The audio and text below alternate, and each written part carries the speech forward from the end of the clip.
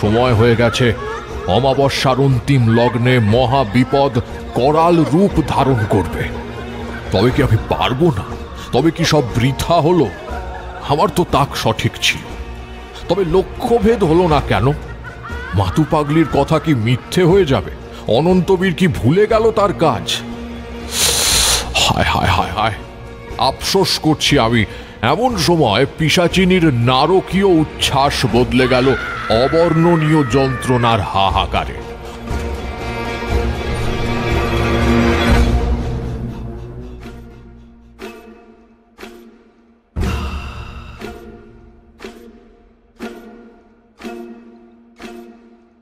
আমাদের চ্যানেলের সমস্ত গল্প শুনতে এক্ষুনি সাবস্ক্রাইব করুন আমাদের ইউটিউব চ্যানেলটিকে।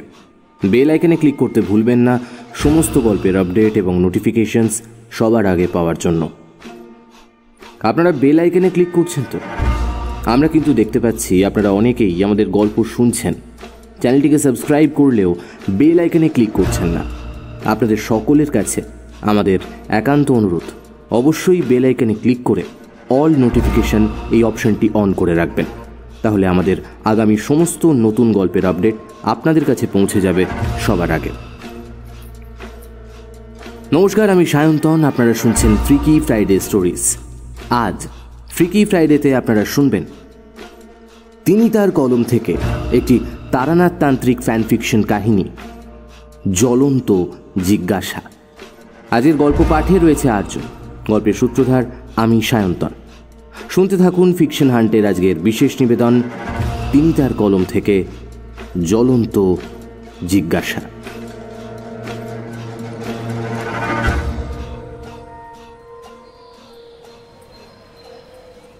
গ্রামের বাড়ি থেকে শহরে ফিরছি।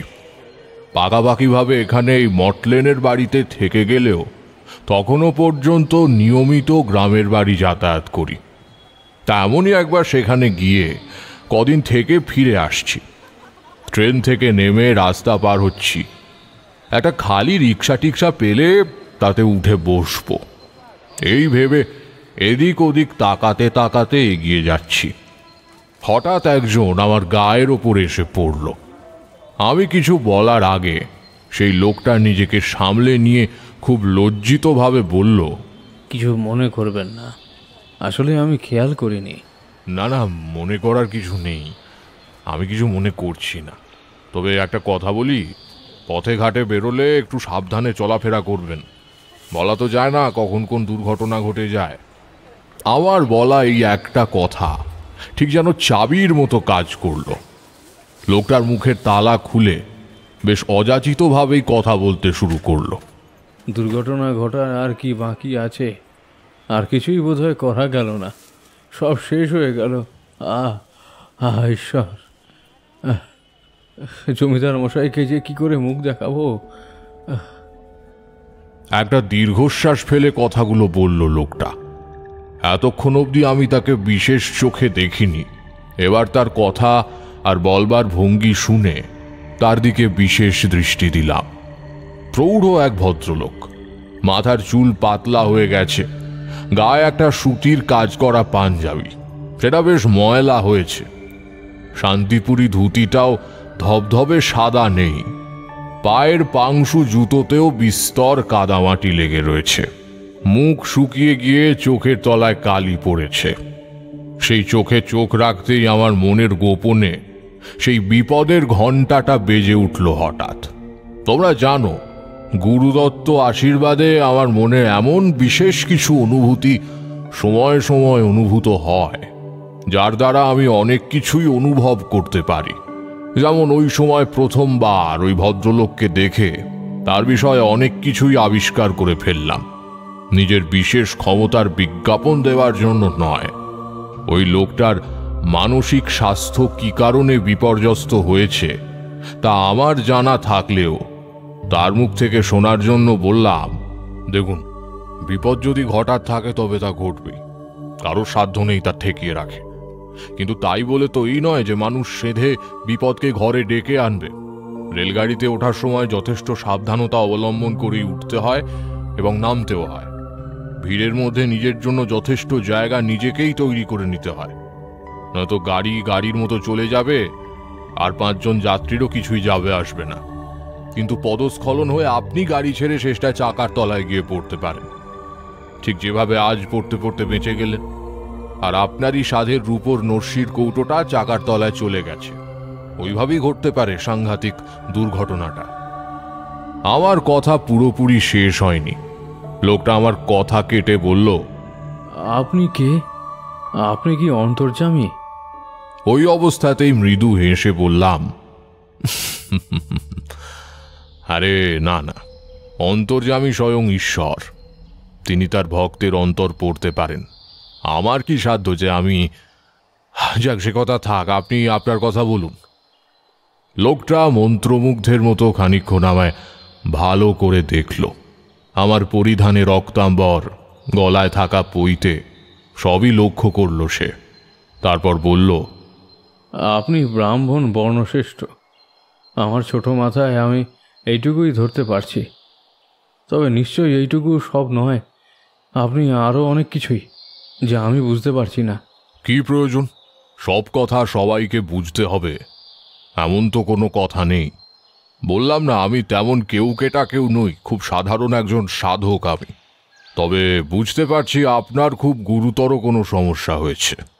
আমার গুরুর আদেশ, সমস্যাগ্রস্ত কোনো মানুষকে দেখে চলে যাওয়া যাবে না। সাধ্যমতো চেষ্টা করে তার বিপদ কাটিয়ে দিতে হবে। আমার এই গুরুগম্ভীর বক্তৃতা সেই সময় বোঝার অবস্থাতে লোকটা ছিল না। নিজের কথা বলতে শুরু করল। আষাঢ় মাসের তপ্ত দুপুরবেলা, তখন কটা হবে, 3টে কি 3:30। ওই সময় অমন জনবহুল রাজপথে আমরা দুজন সম্পূর্ণ অন্য জগতে চলে গেলাম। তোমরা জানো আমার যে ক্ষমতাগুলো রয়েছে তার জোরে আমি অনেক কিছুই করতে পারি, যদিও সবটাই ক্ষেত্রবিশেষে ও আমার ইচ্ছে শক্তির ওপর নির্ভর। তাই ওই মুহূর্তে করলাম, কারণ আমার মন বলছিল সময় এখন বড় দামি, সামনে বিপদের ঘন ছায়া। নষ্ট করার মতো সময় আমাদের হাতে নেই, কোথাও গিয়ে বসে কথা শোনবার মতো সময়টুকুও নেই। কলকাতার রাজপথ ওই সময় কেমন যানজটে ভরা থাকে তার বলে দিতে হবে না নিশ্চয়ই। ট্রাম ছুটছে, বাস ছুটছে, টানা রিক্সা নিয়ে মানুষও ছুটছে, ফেরিওয়ালা, সাধারণ পথচারী, কারোর বিরাম নেই। দারুণ কোলাহলে কান পাতা যায় না। কিন্তু আমাদের কোনো অসুবিধে হলো না, কারণ আমি খুব সাময়িক সময়ের জন্যই আমাদের চারপাশে ততক্ষণে তৈরি করে নিয়েছি একটা স্তব্ধ বলয়। নির্বিঘ্নে কথা শুনতে শুরু করলাম আমি। বলতে লাগলেন ভদ্রলোক, আগে আমি আসছি প্রসন্নময়ী গ্রাম থেকে। এই স্টেশনের 2টো স্টেশন আগে গিয়েছিলাম এক বড় ডাক্তারের বাড়ি। সাহেব ডাক্তার তিনি, তাদের অসাধ্য নাকি কিছুই নয়। এমনই খবর পেয়ে তাকে গ্রামে নিয়ে যেতে এসেছিলাম আমি। কিন্তু মন্দ ভাগ্য, সাহেবের বাড়ি গিয়ে শুনি সাহেব নেই। তিনি নাকি রোগী দেখতে কোন দূর গন্তব্যে যাত্রা করেছেন।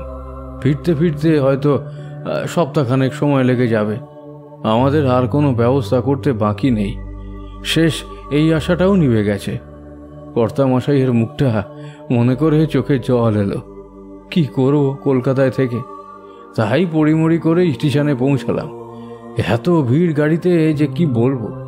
তবু কোনো মতে উঠতে গিয়েছিলাম, যদি একটু জায়গা পাই কোনো মতে। দুটোই তো স্টেশন পেরিয়ে যাব। কিন্তু না, বরাত মন্দ। এমন একটা ধাক্কা মারলে যে মুখ থুবড়ে পড়লুম স্টেশনে। কি করব, কি করে যে বেঁচেছি তা ভগবানই জানেন। ট্রেনটা চলে গেল। আবার অপেক্ষা, পরের ট্রেন আসতেই এই এলাম। স্টেশনে নেমে পুড়িমুড়ি ছুটছি, 4টের বাসটা ধরতে হবে। কিন্তু আপনি কি করে আমার ওই ব্যাপারটা, মানে আমি যে পড়ে যাচ্ছিলাম, ওই ব্যাপারটা জানলেন? সে কথা আপনাকে পরে জানাবো। এখন বলুন, আপনি এমন ব্যস্তভাবে ছুটছিলেন কেন? 4টের বাস চলে গেলে 4:30 বাস আসতো, সেটাই ধরতেন। এত তাড়াহুড়োর কি আছে? না না, দেরি করার উপায় নেই যে। গ্রামের দামোদর কবিরাজ স্পষ্ট বলে দিয়েছেন গতি খুব খারাপ। ছোটবাবু বোধহয় আজকের মধ্যেই...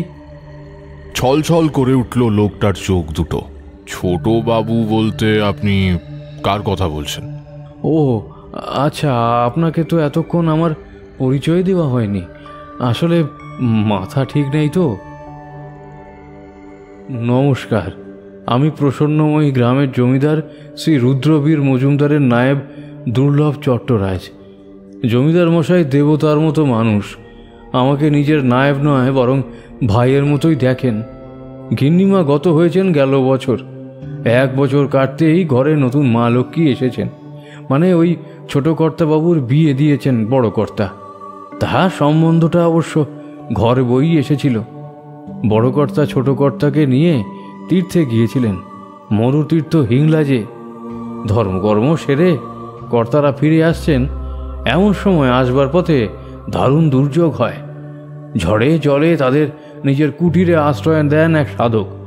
সেই সাধকেরই মেয়ে এই মা শঙ্খদূতী। বড় কর্তার তাকে দেখেই পছন্দ হয়, ছেলের বউ করে নিয়ে আসেন তাকে। তা বৌমার সঙ্গে সঙ্গে তার বাবাও আসেন আমাদের জমিদার বাড়িতে। এ বেশি দিনের কথা মাত্র নয়, মোটে ওই দিন 15 আগেই বিয়ে হয়েছে তাদের। অমন চাঁদপানা বৌমার মুখ, যেন মা লক্ষ্মী স্বয়ং এসেছেন ঘরে। গ্রামের 5 জন প্রশংসায় পঞ্চমুখ। সংসারে সুখ সমৃদ্ধি বৃদ্ধি হবে, সবার মন ভালো। বড় করে বউ ভাতের ভোজ দিলেন কর্তা।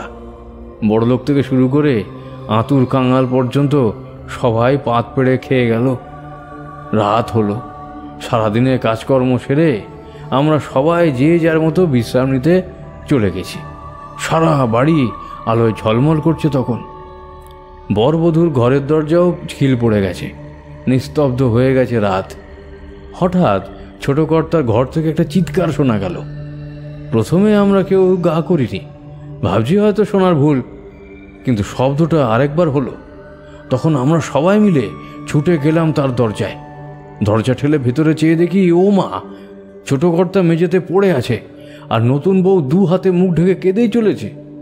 জমিদার বাড়িতে মহিলা বলতে এক বামন দিদি ছাড়া আর কেউ নেই এখন। বামন দিদিও ও বাড়িতে প্রায় 40 বছর রান্না করছে। সে এখন বাড়ির একজন হয়ে গেছে অবশ্য। সেও এসেছিল শব্দ শুনে। এবার ঘরে ঢুকে বৌমাকে সামলাতে লাগলো সে। বড় কর্তাকে গিয়ে খবর দিলাম আমি। ততক্ষণে ওই বাড়ির সব কম বয়সী ছোকরা, কাজের লোকেরা মিলে ছোট কর্তাকে তুলে পালঙ্কে শুইয়ে দিয়েছে। বড় কর্তা এসে জিজ্ঞাসা করলেন, খোকা, কি হয়েছে? তুমি পড়ে গেলে কি করে? জানি না বাবা, আমি ঠিক বলতে পারবো না। কি যেন একটা হয়েছিল। আমি সহ্য করতে না পেরে ঝাঁপিয়ে পড়েছি নিচে। ওদিকে বৌমা আর কান্না ততক্ষণে একটু থেমেছে। বামুন দিদি তাকে শান্ত করতে করতে বলছে, আহা, কচি মেয়ে, তা কি হয়েছিল বাচ্চা? আমি জানি না, উনি কেমন যেন করে উঠলেন। উনি কি এমন বরাবরই করেন? উনি যেন কেমন পাগলের মতো করছিলেন। বড় কর্তা বললেন, না না, আমার ছেলে কোনো বিকৃতি নেই। এমন ঘটনা এর আগে কখনো হয়নি। ব্যাপারটা যে কি হলো তা সত্যি কেউ বুঝতে পারল না। নতুন বৌমার বাবাও অতিথিশালা থেকে ছুটে এসেছেন। সব দেখে শুনে তিনি কিছু বললেন না ঠিকই, কিন্তু এমনই হাবভাব করলেন যা দেখে মনে হয় তিনি সন্দেহ করছেন যে আমাদের ছোট কর্তার মাথার ব্যামো আছে। আর বড় কর্তা সে কথা লুকিয়ে তার মেয়ের সঙ্গে ছেলের বিয়ে দিয়েছেন। কি বলবো, ভারী বিতিকিচ্ছিরি অবস্থা। একটা সময় পর সব শান্ত হতে তাদের দুজনকে ঘরে রেখে আমরা আবার সব চলে গেলাম যে যার ঘরে। কিন্তু বিঘ্ন কাটল না। তখন মাঝরাত। ছোট কর্তা কিছুতেই ঘরে থাকতে চাইছিলেন না, কিন্তু বৌমাও তাকে হাতের পায়ে ধরে ঘরেই রাখলেন। বামন দিদি বলল, আহা, বটেই তো, একটা কল্যাণ তো আছে। আজ হলো গিয়ে ফুল সজ্জা, একত্রেই থাকা নিয়ম। তা একত্রেই থাকলেন তারা। সেই রাতের মতো সব মিটে গেল। পরদিন সকাল হলো, আর ছোট কর্তার শরীর খারাপ হতে শুরু করলো সেই দিন থেকে। কি জাতের শরীর খারাপ? শুকিয়ে যাচ্ছেন। কি বলবো, মাত্র হাতে গোনা কয়েকটা দিন হলো তিনি নাম না জানা অসুখে পড়েছেন। কিন্তু দেখে মনে হয় বছর ভর তিনি রোগশয্যায় আছেন। আমাদের ওদিকে ডাক্তার বলতে তেমন কিছু নেই, ওই যা করে বৈদ্য আর কবিরাজ। তা বাঘা বাঘা বৈদ্য কবিরাজ দেখানো হয়েছে তাকে, কিন্তু কেউ কিছু করতে পারছে না। বড় কর্তা মাথায় হাত দিয়ে বসে পড়েছেন। আমি তার কষ্ট হাত দেখতে পাচ্ছি না। ওদিকে আবার আরেক উপদ্রব শুরু হয়েছে। দিনে রাতে ঘন ঘন নতুন বৌমা আর তার বাবা ঘরের দরজা বন্ধ করে কি যেন সব সলা পরামর্শ করেন, আর তারপরেই বাড়ি থমথমে হয়ে ওঠে। আমাদের নতুন কুটুম্ব মানে কর্তামশাইয়ের বেআই মশাই এখন একটা দাবি করতে শুরু করেছেন। কর্তামশাই নাকি তার মেয়ের সঙ্গে অসুস্থ ছেলের বিয়ে দিয়েছেন। এমন সুন্দর মেয়েটাকে নাকি জলে ভেসে যেতে হবে এবার। এসব মিলিয়ে জমিদার মশাই কাছারি বাড়ি যাওয়া ছেড়েই দিয়েছেন প্রায়। গ্রামের সবার চিন্তার শেষ নেই। কি করি বলুন তো? আমি যতটা পারি চুরি করে সবচেয়ে সেরা চিকিৎসাই করাতে চাইছি ছোটো কর্তার। আসলে ওই পরিবারের প্রতি আমার অনেক কৃতজ্ঞতা জমা হয়ে আছে। আমার বাবা সামান্য একজন ফেরেস্তা ছিলেন কাছারির, তিনি অকালে চলে যান। আমাকে ওই বড় কর্তাই খাইয়ে পড়িয়ে লেখাপড়া শিখিয়ে মানুষ করে তুলেছেন। তারপর নিজের পুরনো নায়েব মারা যাবার পর আমাকে সেই পদে নিযুক্ত করে নিজের কাছাকাছি রেখেছেন। আমি বিয়ে থা করিনি, ঝঞ্ঝাটে সেবা করছি তাদের। আর তারই মধ্যে এ কী ঝঞ্ঝাট এসে পড়েছে বলুন তো দেখি। ছোটো কর্তাকে আমিও স্নেহ করি, তার এই দুর্দশা আমিও দেখতে পাচ্ছি না। কবিরাজ জবাব দিয়েছেন আর নাকি সময় নেই, আজকালের মধ্যে কিছু একটা হয়ে যেতে পারে। তাই লোক মুখে খবর পেয়ে ছুটে এসেছিলাম কলকাতায় বড় ডাক্তারের বাড়ি। কিন্তু কিছুই হলো না। হবে, এখনো সব শেষ হয়ে যায়নি। হয়তোবা শেষ পর্যন্ত অন্যরকমই কিছু একটা হবে। সেজন্যই আমার সঙ্গে আপনার দেখা হয়েছে। আপনি কি বলছেন? আমি তো কিছুই বুঝতে পারছি না। আমাকে এখন আপনাদের দরকার। আমাকে আপনার সঙ্গে নিয়ে চলুন। আমি প্রসন্নময়ী গ্রামের মজুমদার বাড়ি যেতে চাই। আপনি যাবেন? সত্যি যাবেন? দেখুন, আমার পক্ষে বোঝা সম্ভব নয় আপনি সত্যিকারের কে, কিন্তু আমি এইটুকু বুঝেছি আপনি সাধারণ কেউ নন। খালি হাতে যাওয়ার থেকে আপনাকে নিয়ে যাওয়াই ভালো। মনে মনে বুঝলাম এই দুর্লভ চট্টরাজ লোকটি শতকরা খাঁটি মানুষ, কপটতা নেই, যা মনে আসে তা স্পষ্ট মুখে বলতে পারেন। ভালো লাগলো আমার তাকে। বিপদ যে বেশ ঘোরতর তা তো আগেই বুঝেছি। বিপদকালে বিপদগ্রস্তের পাশে দাঁড়ানোই কর্তব্য। আমাদের সাধনায় তাই বলে। নিঃশব্দ মন্ত্রোচ্চারণে ভেঙে ফেললাম স্তব্ধ বলয়। মধুসুন্দরী দেবীর নাম স্মরণ করে বললাম, চলুন, বাসের সময় হলো। তারপর ঠাকুর মশাই? তারপর আবার কি, গ্রাম থেকে কলকাতায় ফিরেও নিজের বাড়ি না গিয়ে আবার রওনা দিলাম আর একটা গ্রামের উদ্দেশ্যে। পূর্ব মেদিনীপুর জেলার অন্তর্গত প্রসন্নময়ী গ্রাম। আষাঢ় মাসের দিন, বর্ষাকালের মাঝামাঝি। আমরা যখন পথে মানে বাস চলেছে আমাদের নিয়ে, তখনই মুষলধারায় বৃষ্টি শুরু হলো। জেলায় পৌঁছে বড় রাস্তায় থামলো বাস। তেমন একটা কেউ নামলো না ওখানে। এই আমাদের সঙ্গে আর 2-4 জনই নেমেছিল। অমাবস্যার রাত, আকাশে ঘন মেঘ, ঝিরঝির করে বৃষ্টি পড়ছে তখনও। তারই ফাঁকে উঁকি মারছে মিটমিটে কয়েকটা তারা। কাছে পিঠে ডোবা থেকে নালা থেকে ব্যাঙ ডাকছে। তাছাড়া কাঁচা মাটির পথে নেমেছি ততক্ষণে আমরা। পথের দুপাশে ঝোপঝাড়, তার ভেতর থেকে ঝিঝি ডেকেই চলেছে লাগাতার। বৃষ্টি ভেজা ঠান্ডা হাওয়া বয়ে যাচ্ছে। দুর্লভবাবুর সঙ্গে একটা সেকালের ঠাকুরদা মাপের বড় ছাতা ছিল, আর ছিল একটা 3 ব্যাটারির লম্বা টর্চ। সে দুটোই সম্বল করে আমরা একসঙ্গে এগিয়ে চললাম কাদা জল ভেঙে। মাইল খানেক হাঁটার পর মজুমদার বাড়ি পৌঁছলাম। পথে বারংবার লজ্জা স্বীকার করছিলেন দুর্লভ চট্টরাজ। কেবলই বললেন, আসলে এই তল্লাটে ঘোর বর্ষা লেগে আছে তো, সেই জন্যই পথঘাটের এমন অবস্থা। তাছাড়া আমি কখন ফিরবো না ফিরবো সেরকম কিছু বলেও তো যায়নি, তাই গাড়ি ঘোড়ার কোনো ব্যবস্থাই করেনি কেউ। ডাক্তার নিয়ে এলেও বোধহয় আমাকে এমন করেই বাড়ি যেতে হতো। একটা গরুর গাড়িরও ব্যবস্থা করে রেখে যায়নি। আপনি দয়া করে কিছু মনে করবেন না। মনে করার কি আছে? আমি তো বুঝতেই পারছি যে সময়টা স্বাভাবিক নয়। আপনি ওসব নিয়ে কিছু ভাববেন না।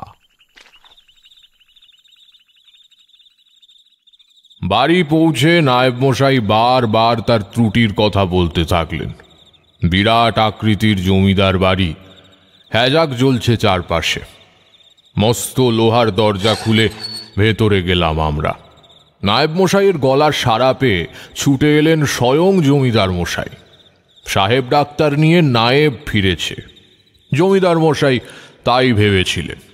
আমায় দেখে সব প্রশ্ন চোখে তাকালেন নায়েবের দিকে। নায়েব মশাই সব বললেন।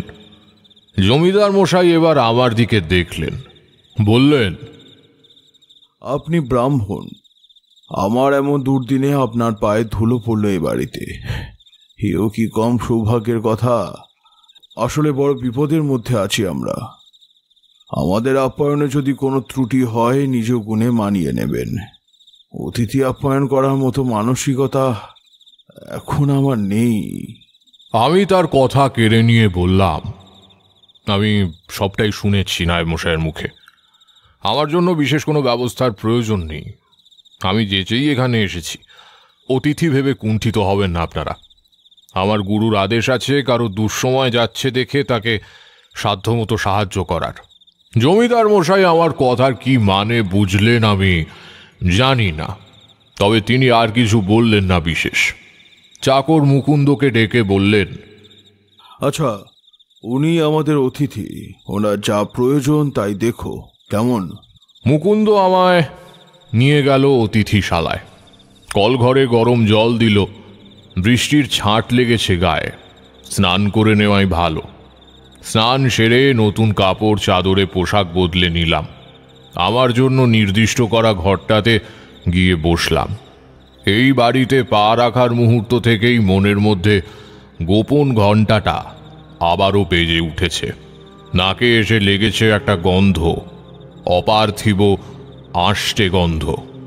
ঠিক ছোট বেড়াল বা কুকুরছানা মরে পচে একটা বদ্ধ জায়গায় পড়ে থাকলে যেমন গন্ধ বেরোয়, অনেকটা সেই রকম অনুভূতিগুলো আমার, তাই আমার মধ্যেই রেখেছিলাম। মুকুন্দ এলো খাবার নিয়ে। গরম লুচি, ছোলার ডাল, আলুর দম, ছানার পায়েস। বাড়ির এমন অবস্থা তা সত্ত্বেও অতিথি সৎকারে যথেষ্ট যত্নশীল এরা।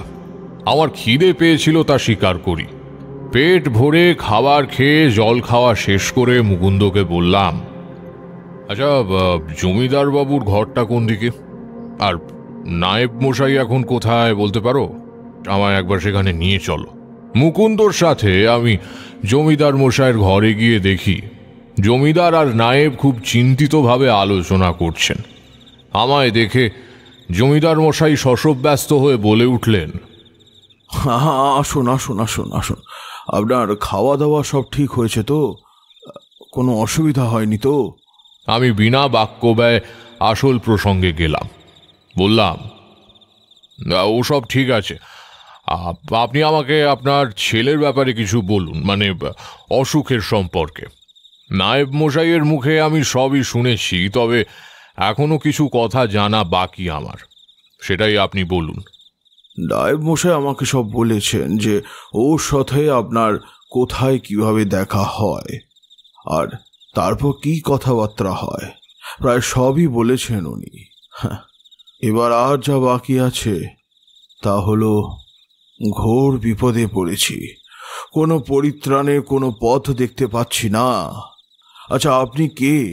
মানে আপনার পরিচয় কি? আমি অতি সাধারণ একজন সাধক। আমার নাম তারানাথ চক্রবর্তী। একটু আদ্রু জ্যোতিষচর্চা ও সামান্য তন্ত্রের সাধনা করে থাকি। যাই হোক, আমার কথা এখন থাক। আমাকে বরং একবার আপনার ছেলের ঘরে নিয়ে চলুন। বেশ, চলুন আমার সাথে। উঠে পড়লেন জমিদার ও নায়েব মশাই। ওদের সঙ্গেই এসে পৌঁছলাম অনন্তবীরের ঘরে। বিপদের ঘণ্টা আবারও বাজল। ষষ্ঠ ইন্দ্রিয় প্রখর হয়ে উঠল আমার। আবার সেই বিশ্রী আষ্টে গন্ধটা আরও তীব্র হলো। ঘরে আলো জ্বলছে, তবুও ছায়া ছায়া অন্ধকার বিছিয়ে আছে কোণে কোণে। অবশ্য এই ছায়াগুলো জাগতিক অন্ধকারের ছায়া নয়, জগৎ বহির্ভূত কোনো এক অশনি ধূম্র ছায়া। ছায়াগুলো যে কেবল আমিই দেখতে পাচ্ছিলাম তা বলাই বাহুল্য। শয্যায় রোগগ্রস্ত অনন্তবীর শুয়ে রয়েছেন। বয়সে সে 22 বা 23 বছরের যুবক, আর তারই পায়ের কাছে বসে আন্দাজ 88 বর্ষিয়া তার নতুন বউ। এক গলা ঘোমটা টেনে বসেছিল সে। শ্বশুরমশাই, নায়েব মশাই আর একজন অপরিচিত মানুষকে ঘরে ঢুকতে দেখে সতর্ক হয়ে উঠল সে। বোমা, ইনি একজন ব্রাহ্মণ খোকাকে দেখতে এসেছেন। তোমার বিব্রত হবার কোনো কারণ নেই। মেয়েটি একটু সরে বসল। আমি এগিয়ে গেলাম অনন্তবীরের কাছে। গিয়ে চমকে উঠলাম। দারুণ ধাক্কা লাগলো বুকে। না, ভুল নেই। এই পর্যন্ত সমস্ত শুনে যে বিপদের আন্দাজ করেছিলাম ঠিক তাই ঘটেছে। অনন্তবীরের ওপর থেকে চোখ সরিয়ে এবার আমি তার বউয়ের মুখের দিকে দৃষ্টি নিবদ্ধ করলাম।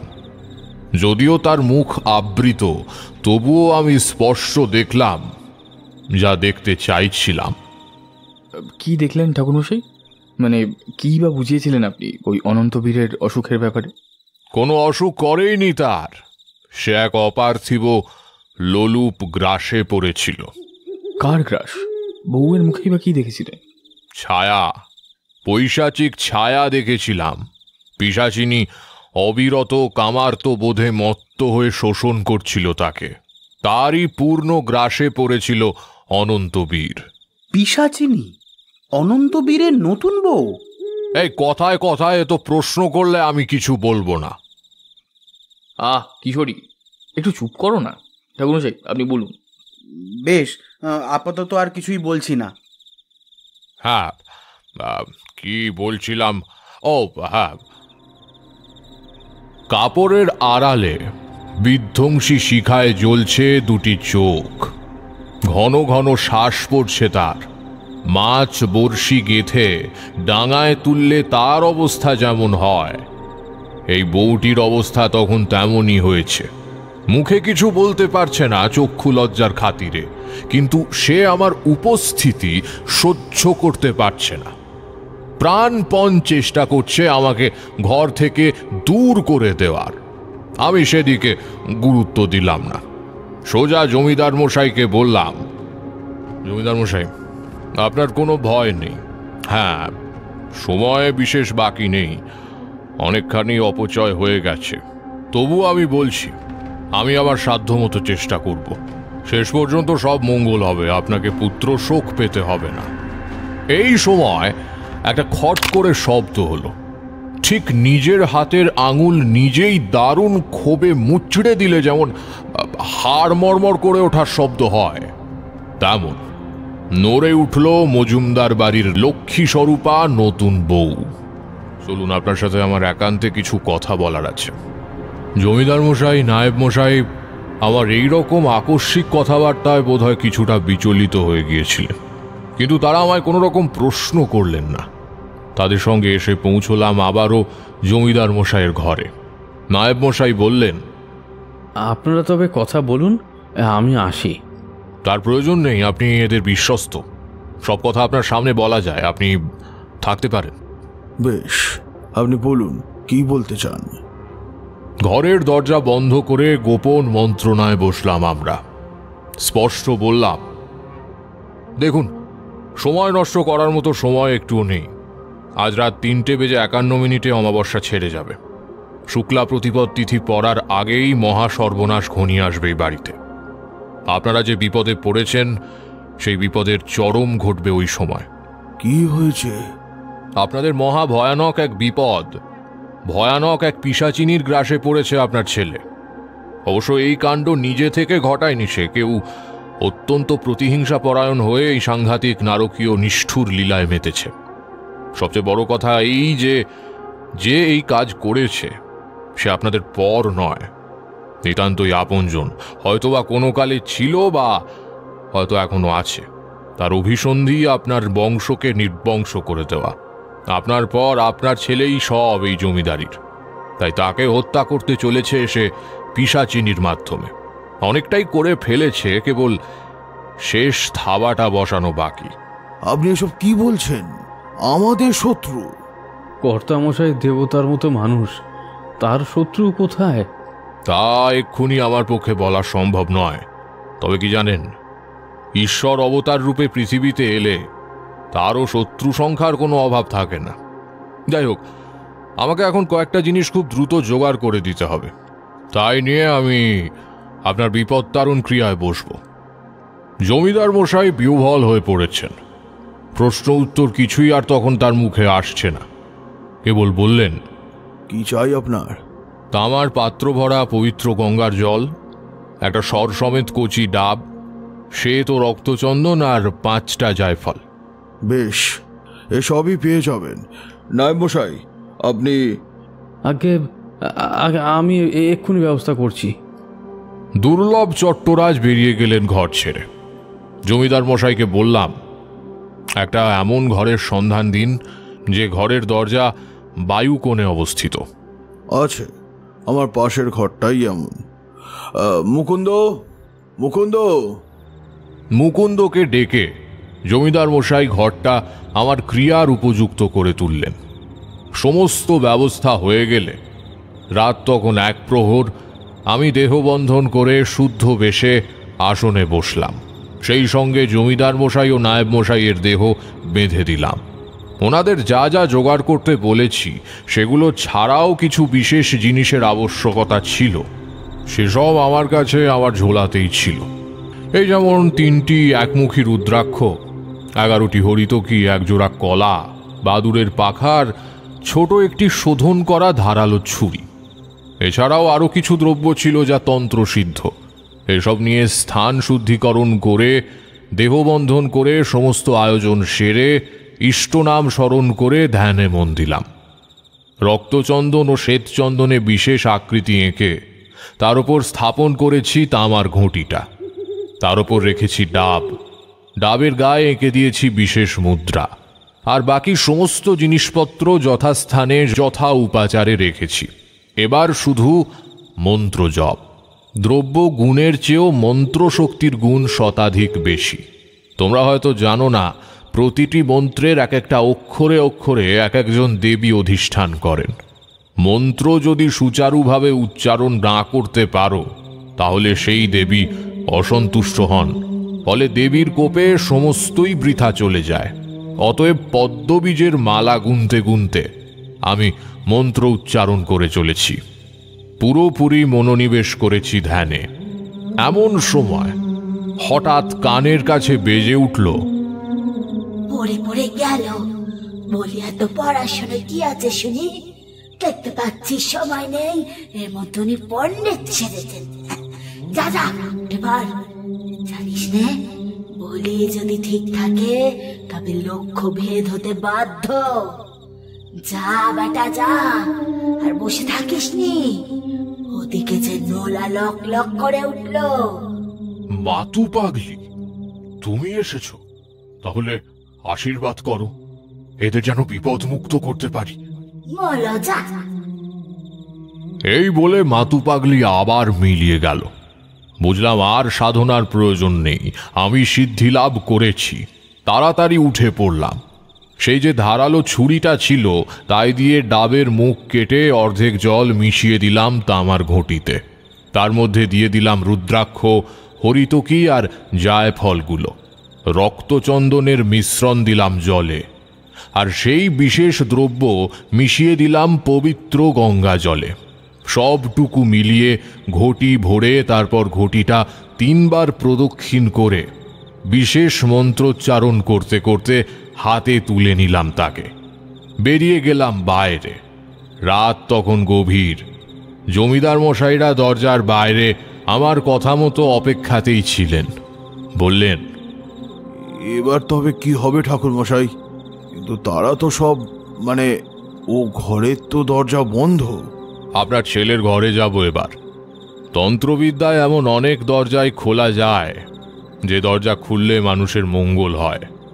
অবশ্য বিপরীত প্রথাও অবলম্বন করেন কিছু নিম্ন স্তরের ক্ষমতালোভী নিকৃষ্ট মানের সাধুকরা। যাই হোক, চলুন দেখা যাক দরজা খুলতে পারি কি না। নায়েব মশাইও ছিলেন, তিনিও এলেন আমাদের সঙ্গে। গভীর রাত, শ্মশানের নিস্তব্ধতা চারিদিকে। অনন্তবীরের শোবার ঘরের দরজায় এসে দাঁড়ালাম। দরজা বন্ধ বটে, কিন্তু আমি জানি ঘরে অনন্তবীর ছাড়া আর দ্বিতীয় কেউ নেই। আমি মন্ত্র উচ্চারণ করতে করতে দরজায় হাত রাখলাম, খুলে গেল সেটা।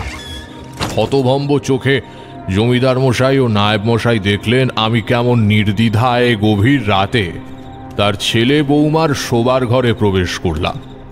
ছোট একটা পিলসুচে প্রদীপ জ্বলছে তখনও। অনন্তবীর শয্যায় একা। আমি তার সামনে গিয়ে কপালে হাত রাখলাম। বিদ্যুৎ পৃষ্ঠের মতো চমকে জেগে উঠল সে। যদিও ঘুমোচ্ছিল না, মৃত্যু তার শিয়রে আচ্ছন্ন হয়ে পড়েছিল কেবল। কে কে কে আপনি? কে? আমি তোমার শুভাকাঙ্ক্ষী, একজন সাধক। শোনো, কয়েক মুহূর্ত পর চরম বিপদ আসছে তোমায় গ্রাস করতে। তোমার প্রাণ তুমি কেবল নিজেই বাঁচাতে পারো। কি কি বলছেন সব? আমি কিছু বুঝতে পারছি না। তুমি শুধু শোনো, আমি বলছি। কোথাও ভুল হলে শুধু সংশোধন করে দিও। তোমার স্ত্রী ঘরে আসার প্রথম রাত থেকেই অসুস্থ হতে শুরু করেছো তুমি, তাই তো? প্রথম রাতেই এমন কিছু ঘটনা ঘটে যা সচরাচর মানুষের জীবনে ঘটে না। খুব মর্মান্তিক, যন্ত্রণাদায়ক অভিজ্ঞতা হয়েছে তোমার। প্রতিরোধ করতে পারোনি, কিন্তু চেয়েছো করতে, তাই চিৎকার করে উঠেছিলে প্রথম রাতেই। মনে পড়ছে কিছু? অনন্তবীরের চেহারা তখন হয়ে গেছে ঠিক একটা ল্যাংড়া বা আম্রপালি আমে দাঁত বসিয়ে বেশ আয়েশ করে তার ভেতরে থাকা মিষ্টি সবটুকু রস শুষে নিলে আমটা যেমন চুপসে আঁটি সর্বস্ব হয়ে যায়, ঠিক তেমনই।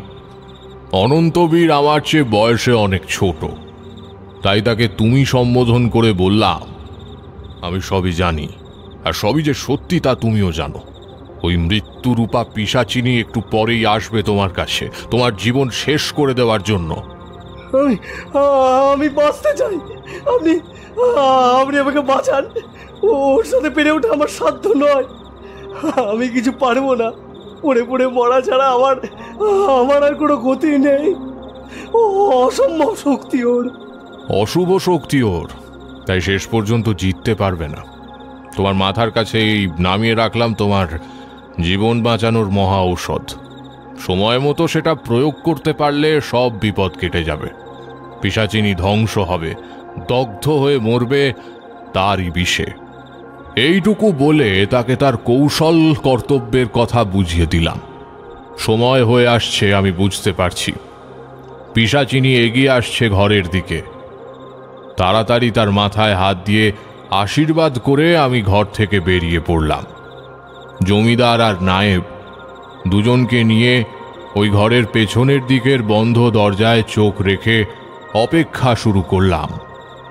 যদিও বা আমি জানি খানিকক্ষণ পর সেই দৃশ্য দেখা যাবে বন্ধ ঘরের ভেতর থেকে, যে দৃশ্য বাবা হিসেবে জমিদার মশাইয়ের বা পিতৃসম নায়েব মশাইয়েরও দেখা উচিত নয়।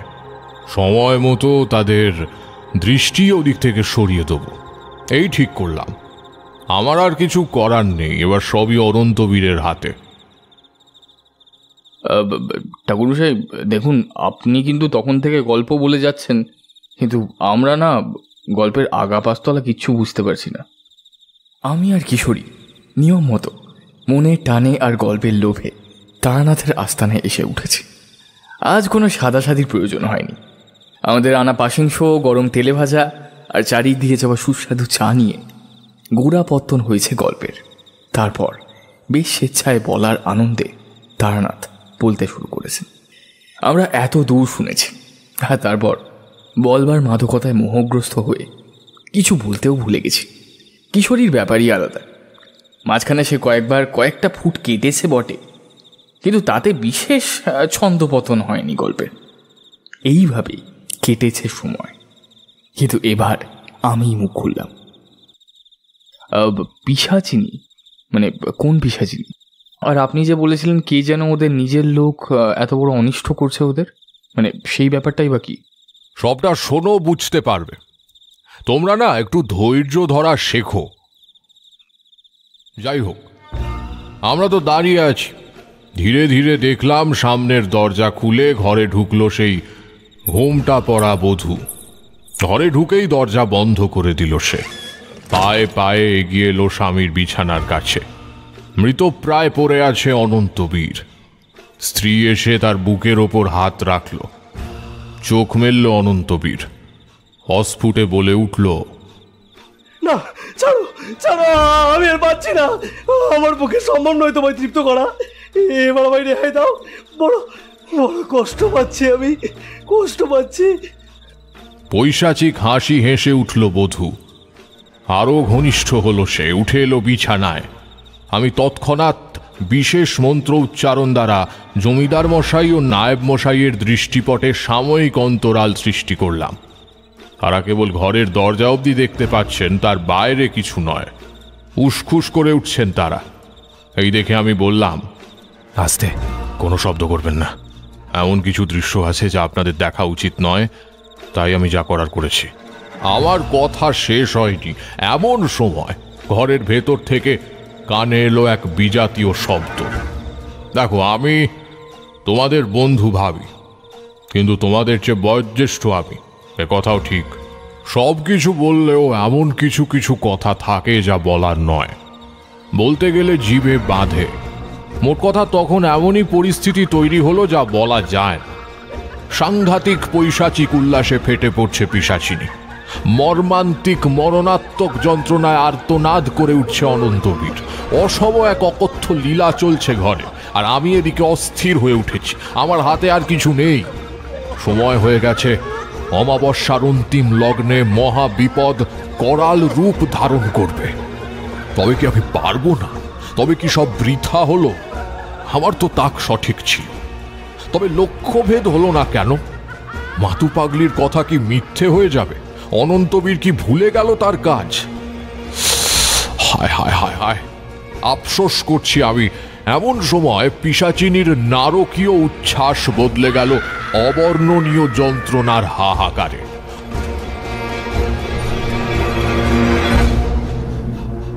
অনন্তবীর একবার শরীরের সব শক্তি দিয়ে চিৎকার করে উঠেছে, কিন্তু না, এটা আর্তনাদ নয়, শত্রুকে আক্রমণ করার পুরুষোচিত গৌরব ধ্বনি। হয়েছে, হয়েছে, শেষ রক্ষা হয়েছে। আর এক মুহূর্ত দেরি নয়। আসুন আসুন, এবার সামনের দরজায় যেতে হবে। এই বলে আমি ছুটলাম। আমার পেছন পেছন বৃদ্ধ ও প্রৌঢ় মানুষ দুটিও সামনের দরজায় এসে পৌঁছলেন। মুহূর্তে মন্ত্র প্রয়োগে দরজা খুললাম আমি।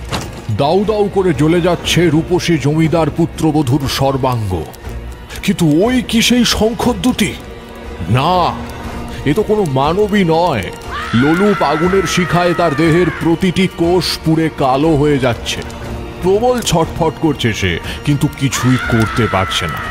তার আর কিছু করার নেই। সারা বিছানা জুড়ে আগুন জ্বলছে ঠিকই, কিন্তু সে আগুন স্পর্শ করছে না অনন্তবীরকে। স্ত্রীরূপী পিশাচিনীকে অগ্নিদগ্ধ হতে দেখে সতৃপ্ত মনে রুগ্ন দেহ নিয়েই নবপ্রাণের স্পর্শে দূরত্বে উঠে বসে আছে অনন্তবীর। আমি শান্তি প্রদায়িনী মন্ত্র পাঠ শুরু করলাম উচ্চস্বরে।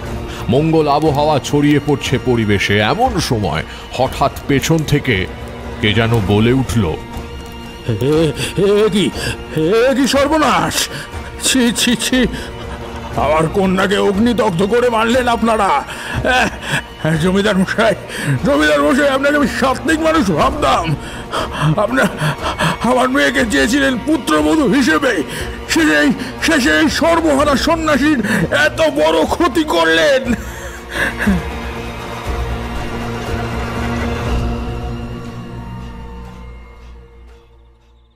মন্ত্র থামিয়ে পেছন ঘুরে দেখলাম লোকটাকে। আর তখনই তার অতীত বর্তমান সবটাই মুহূর্তে দেখতে পেলাম চোখের সামনে। বুঝতে পারলাম এই সেই লোক। সমস্ত সর্বনাশের মূলে এরই হাত। সন্ন্যাসী সুলভ আকৃতি নয়, দীর্ঘ বলিষ্ঠ রুক্ষ দেহ, গায়ের রং অমাবস্যার রাতের মতো ঘন কালো, মাথার চুল পিঠ ছুঁয়েছে, গলায় হাতে বিজাতীয় পাথরের মালা, দু চোখে রক্ত লাল দৃষ্টি, হিংস্রতা আর নির্মমতায় কপট চাতুরি খেলা করছে দেহময়। কিন্তু যতই চাতুরি থাক, আমার চোখ ভুল করার নয়, অতএব সব ধরে ফেললাম। এই প্রথম দেখলাম, তবে এর কথা শুনেছি আগে। এই সেই মরুতীর্থ হিংলাজের পথে দেখা হওয়া জনৈক ভণ্ড সাধক। অবশ্য কথাটা বলা ঠিক হলো না, সাধক তো সে বটেই, শুধু সাধনাটা শুভ না হয়ে অশুভ হয়েছে। এরই মেয়ে অনন্তবীরের স্ত্রী হয়ে মজুমদার বাড়িতে এসেছে, কিন্তু হিসেব বলছে সে নিজে থেকে আসেনি। তার তো কোনো নিজস্ব বোধশক্তি নেই, তাকে চালনা করেছে যেভাবে সে সেভাবেই চলেছে। সবই বুঝলাম আমি, কিন্তু ওদিকে জমিদার মশাই এই সময় কি বলবেন কিছুই বুঝতে পারছেন না। তিনি তো কিছুই জানেন না সেভাবে। মেয়ের মৃত্যুর কারণ কিভাবে ব্যক্ত করবেন বাবার কাছে? তিনি নির্বাক হয়ে পড়েছেন। নায়েব মশাই থরথর করে কাঁপছেন। একমাত্র আমি দৃঢ়চেতা। বললাম, ও আপনার মেয়ে হতে পারে, কিন্তু আদতে কোনো মানবী নয়। জেনে শুনে আপনি এক অশুভ সত্তা পিশাচিনীকে জমিদার মশাইয়ের পুত্রবধূ করেছেন। এই সমস্ত অনিষ্টের মূলে আপনারই কুঅভিসন্ধি। কিন্তু যত বড়ই অসাধু সাধনার সাধক হন না কেন আপনি, শেষ পর্যন্ত তাই হয় যা মঙ্গল। কোনো ক্ষতি করতে পারলেন না তাই আপনি। আপনার আসল পরিচয় কি? আপনি কেবল সাধক নন। জমিদার মশাই এই সেই ব্যক্তি যে আপনাদের আপন হয়েও চরম ক্ষতি করার চেষ্টা করেছে। সে কি? এনাকে তো আমি চিনতামই না, মাত্র কিছুদিনেরই আলাপের সঙ্গে। এত বড় শত্রু সে আমার? হ্যাঁ, কি অপরাধ করেছি আমি? কি ক্ষতি করেছি তার? জমিদার মশাইয়ের কথা ছাপিয়ে অট্টহাসি করে উঠল সেই সাধক। হাসতে হাসতে জমিদার মশাইকে উদ্দেশ্য করে বলল, পুরন্দরকে চেনো না? কতখানি অপমান করে লেঠেলদের দিয়ে মার খাইয়ে গ্রাম ছাড়া করে ফেলে দিয়েছিলে শ্মশানে। সেই পুরন্দরকে চেনো না?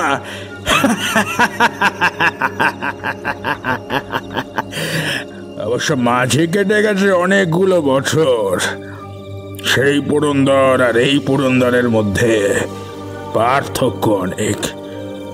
বয়সেরও ছাপ পড়েছে এই দেহটার উপর, তাই বোধহয় ঠিক ধরতে পারোনি।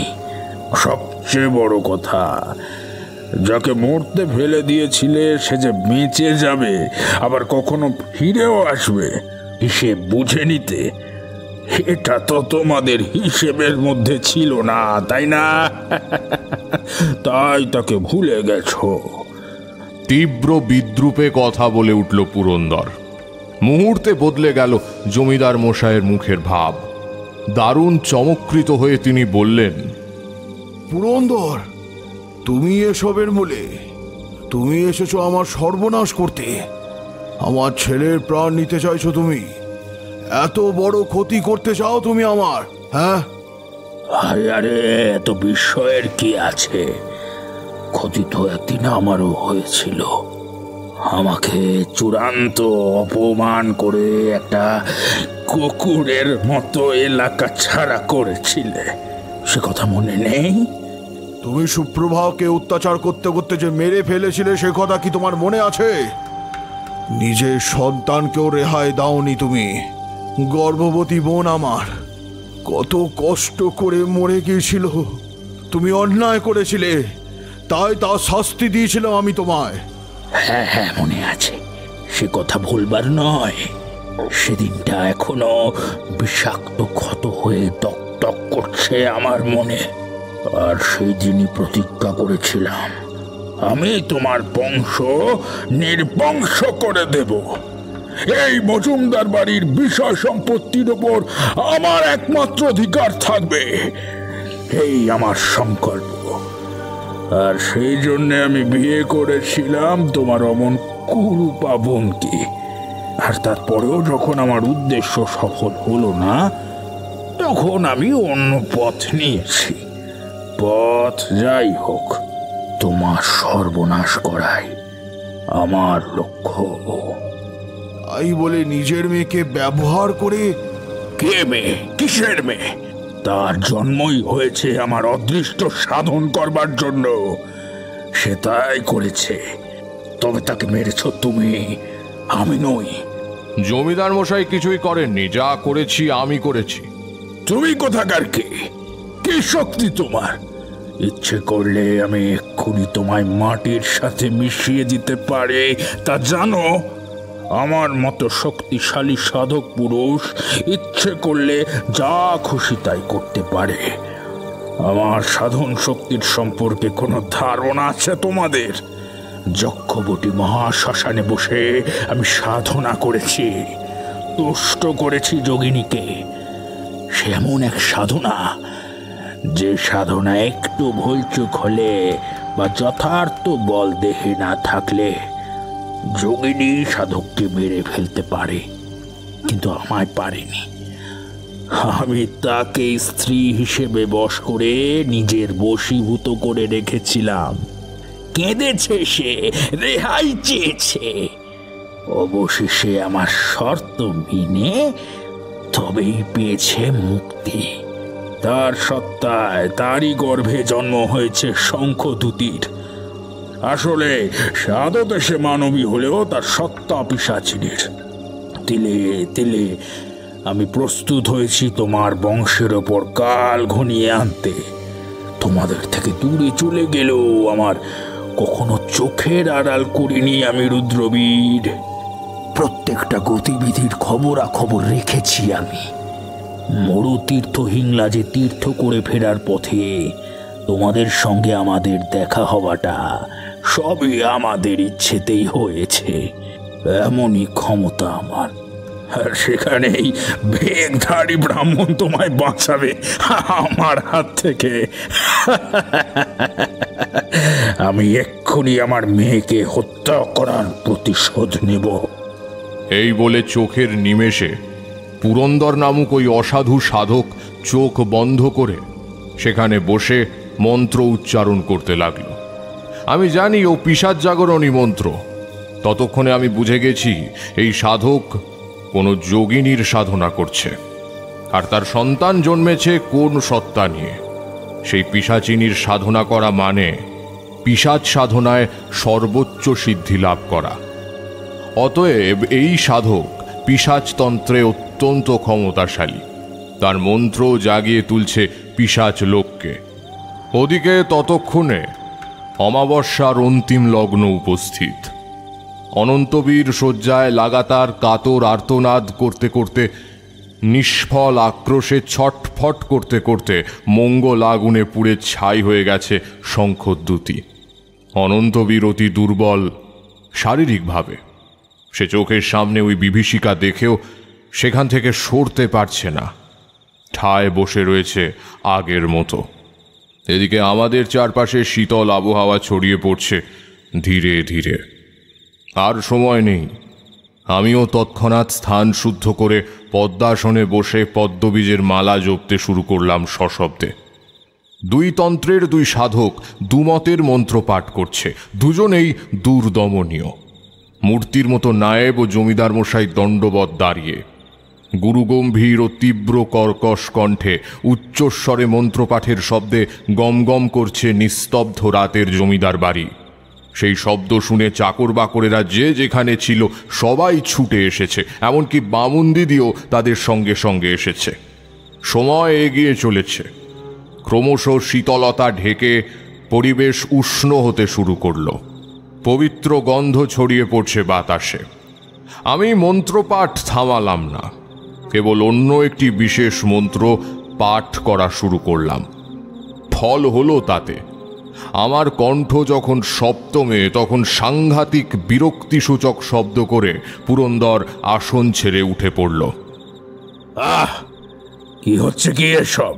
কি হচ্ছে? কোথায় তোরা? ডাকছি আমি, আয় আয়।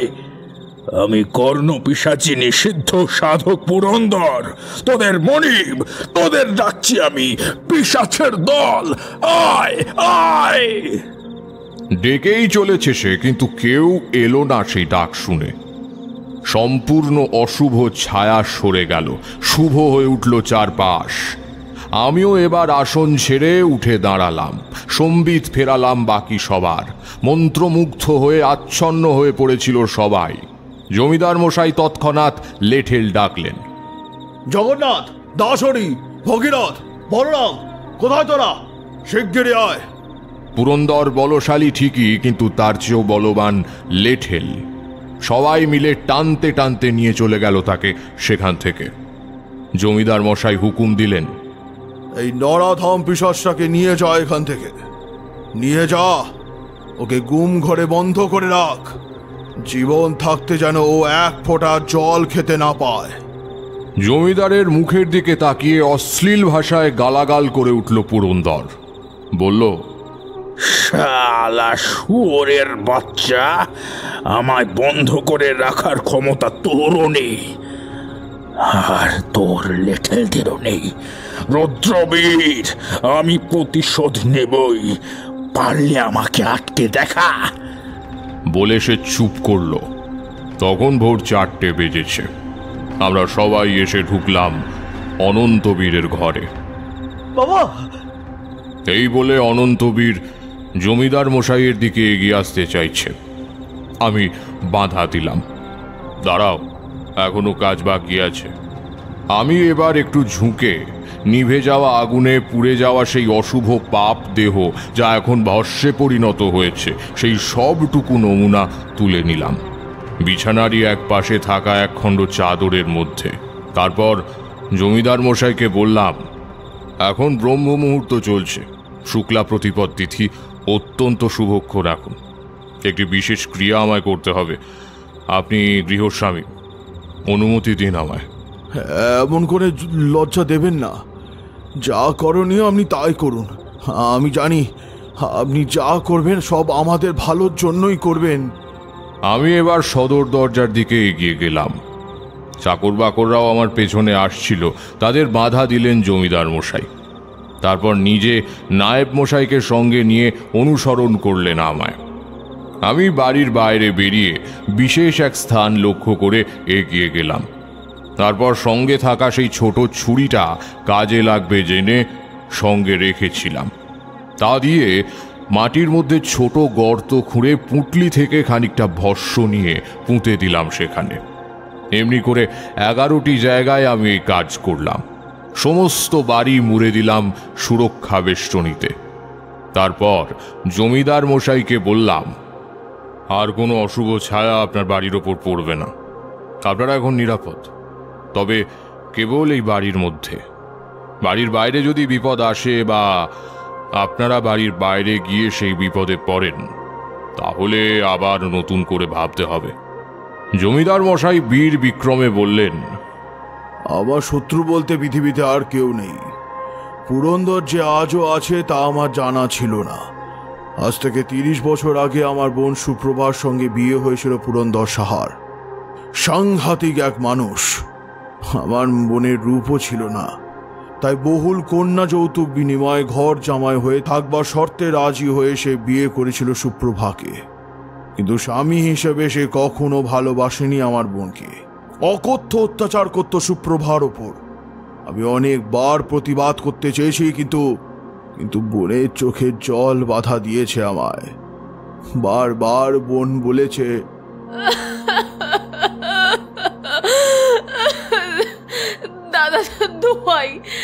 দাদা দোহাই, তিনি যেমনই হন তবুও আমার স্বামী দেবতা, তার কোনো অনিষ্ট আমি দেখতে পারবো না। আমার যা হয় হোক, তোমায় আমার মাথার দিব্যি দিলাম, আমার জীবদ্দশায় তুমি তার কোনো ক্ষতি করবে না দাদা।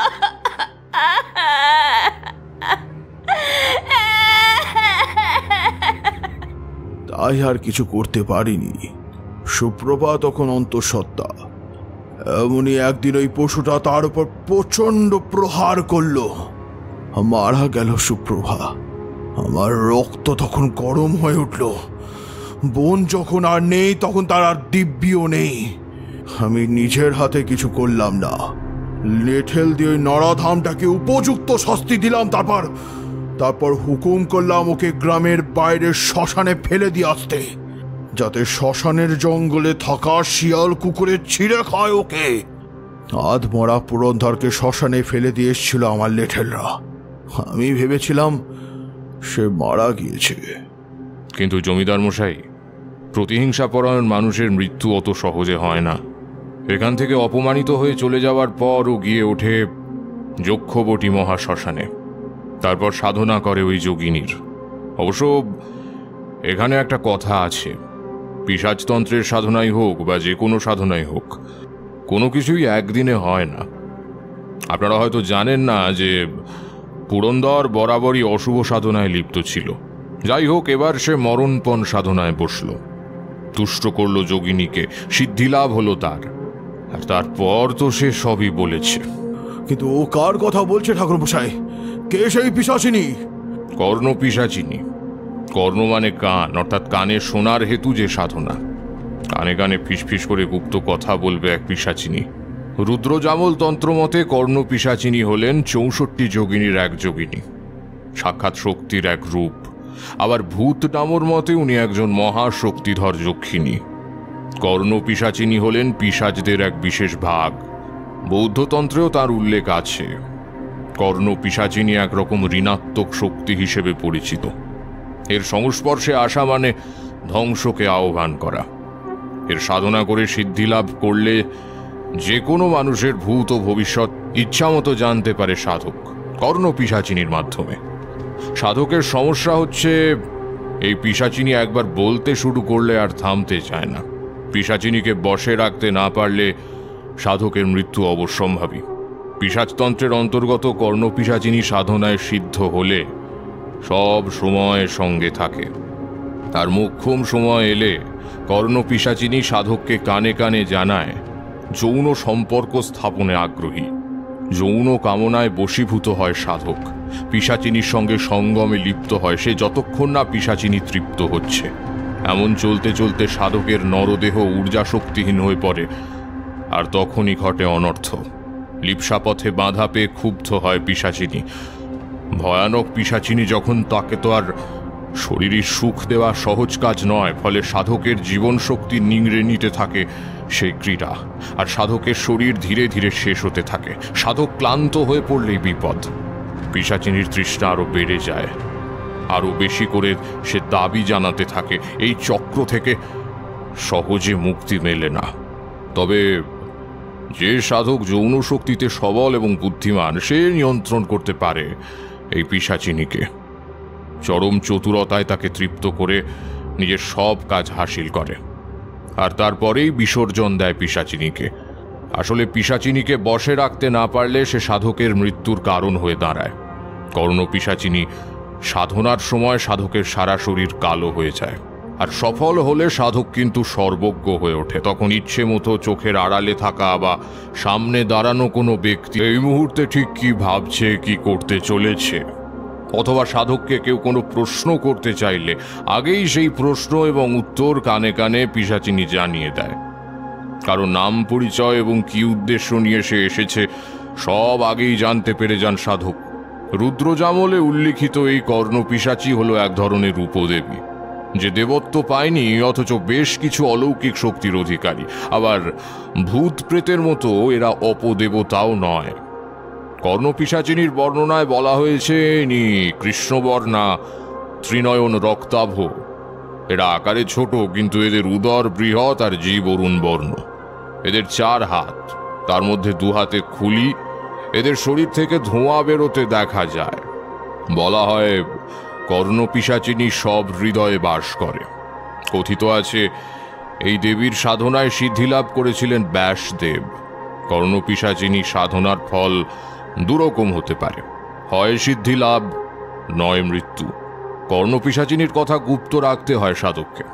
সামান্য ভুল ত্রুটিতেই হতে পারে সর্বনাশ। কিন্তু এর আবার ভাবান্তরও আছে, যেমন সাধক যদি দুর্বল হয় আর যদি সে পিশাচিনীকে তুষ্ট করে ঠেকাতে না পারে, তাহলে তার মরণ কেউ আটকাতে পারবে না ঠিকই। কিন্তু আবার সাধক যদি সবল বীর্যবান পুরুষ হয়, তাহলে সেই পিশাচিনীকে করায়ত করে তাকে স্ত্রী হিসেবে বশ করে তাকে দিয়ে যা খুশি করিয়ে নিতে পারে। আর তাই করেছিল পুরন্দর। সে কথা সে নিজের মুখেই বলেছে। দেখুন, আমরা অত্যন্ত সাধারণ মানুষ, কোনো তন্ত্রের বিষয়ে খুব বেশি আমাদের জানা নেই। তবে আমাদের মহা বিপদ হয়েছিল, আর আপনি আমাদের সেই বিপদ থেকে বাঁচিয়েছেন, তাই আপনাকে ধন্যবাদ, অশেষ অশেষ ধন্যবাদ। ঈশ্বর আপনাকে পাঠিয়েছে, নয়তো কি যে হতো আমাদের জানা ছিল না। দেখুন, বিপদ কেটেছে ঠিকই, তবে তা এখনকার মতো। তবে বিপদ আবারও আসতে পারে। ওই দুরাত্মা যতদিন জীবিত ততদিন আপনারা বিপদমুক্ত নন। প্রফুল্ল মুখে হাসলেন জমিদার মশাই। ঠাকুরমশাই ও বেঁচে থাকবে ঠিকই, কিন্তু কোনো অনিষ্ট করার অবস্থায় থাকবে না। ঠিক এই সময় আমরা শুনতে পেলাম একটা অট্ট হাসি। ব্যঙ্গ আর কৌতুক মেশানো কুটিল অট্ট হাসি হেসে উঠল কেউ। পবিত্র ঘোরটা খান খান হয়ে যাচ্ছে তার হাসিতে। হাসিটা আমরা চিনি, পুরন্দর হাসছে। জমিদার মশাই তৎক্ষণাৎ ডাকলেন। বলরাম ছুটে এলো। গুম ঘরে চাবি নিয়ে আয়, আমরা যাব সেখানে। বলরাম চাবি নিয়ে এলে আমরা সবাই গুম ঘরের সামনে এলাম। কিন্তু চাবি দিয়ে দরজা খোলার প্রয়োজন নেই। দরজা হাট হয়ে খুলে বসে আছে। কপালে চোখ উঠল জমিদার মশাইয়ের। হাঁ করে লেঠেলরাও অন্ধকার ঘরের ভেতর দিকে চেয়ে দাঁড়িয়ে আছে। সেখানে অনেক কিছুই আছে, কিন্তু সদ্য বন্দি করা দুর্ধর্ষ পিশাচ সিদ্ধ নিকৃষ্ট ষড়যন্ত্রী পুরন্দর সাহা নেই। কি হলো ঠাকুরমশাই? চলে গেছে।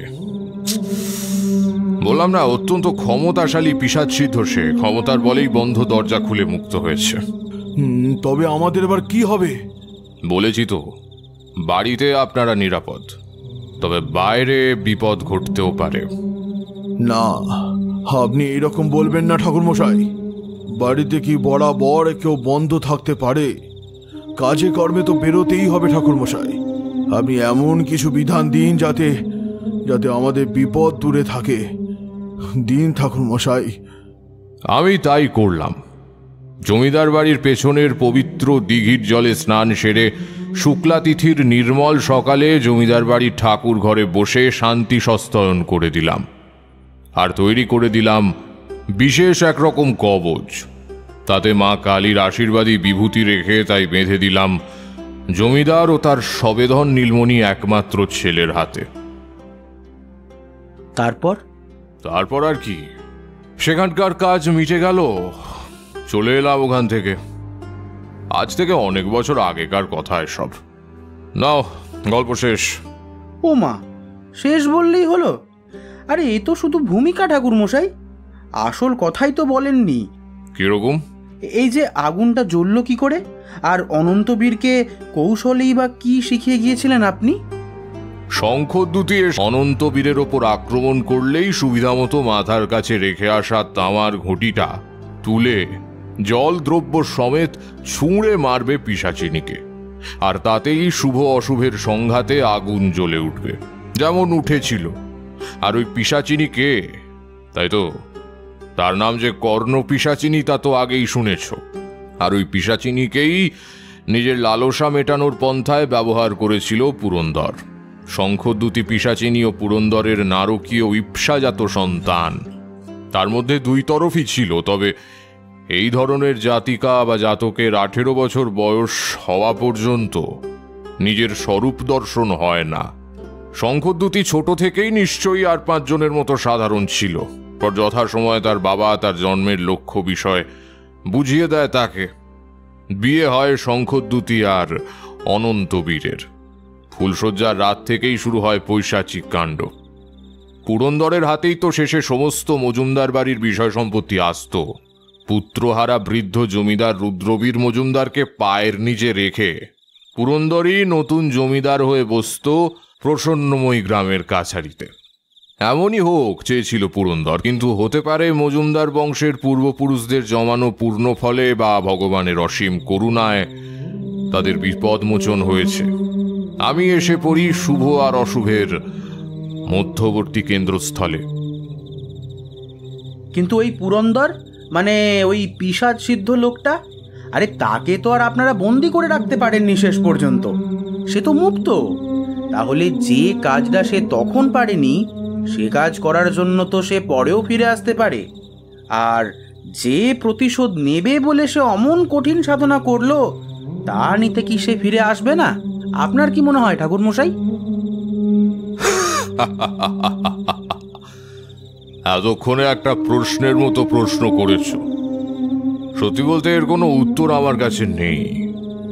আমার মনেও এই কথাটা সদা সর্বদা জেগে থাকে।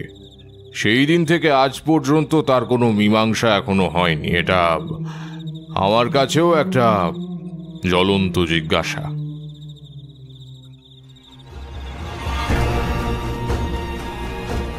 এতক্ষণ আপনারা শুনছিলেন জ্বলন্ত জিজ্ঞাসা। রচনা তিনিতা। আজকের গল্প পাঠ তথা বিভূতির ভূমিকায় ছিল আর্য। গল্পের সূত্রধার এবং তারানাথ তান্ত্রিকের ভূমিকায় ছিলাম আমি সায়ন্তন। অন্যান্য চরিত্রে আমার সাথে ছিল পার্থ, ঋদ্ধি, দিব্যেন্দু, তৃষা, দুর্বা, রমাকান্ত, শঙ্খ, প্রভাকর এবং রুবিনা। এই গল্পের শব্দ সংযোজনে ছিল রণজয়। আবহ সঙ্গীত ও স্পেশাল এফেক্টসে ছিল আর্য। এই গল্পের প্রচ্ছদ নির্মাণ করেছে পিক্সেলের থেকে সৌভিক। কেমন লাগলো আজকের গল্পটা? যদি এই গল্পটা আপনাদের ভালো লাগে অবশ্যই ভিডিওটিকে একটি লাইক করে দেবেন। কমেন্টের মাধ্যমে জানাতে পারেন আপনাদের মূল্যবান মতামত। চ্যানেলটা সাবস্ক্রাইব করতে ভুলবেন না। বেল আইকনে ক্লিক করে দেবেন সমস্ত গল্পের আপডেট এবং নোটিফিকেশনস সবার আগে পাওয়ার জন্য। আগামী পর্বে আবার আপনাদের সাথে দেখা হবে। সবাই ভালো থাকবেন, সুস্থ থাকবেন। নমস্কার, শুভরাত্রি।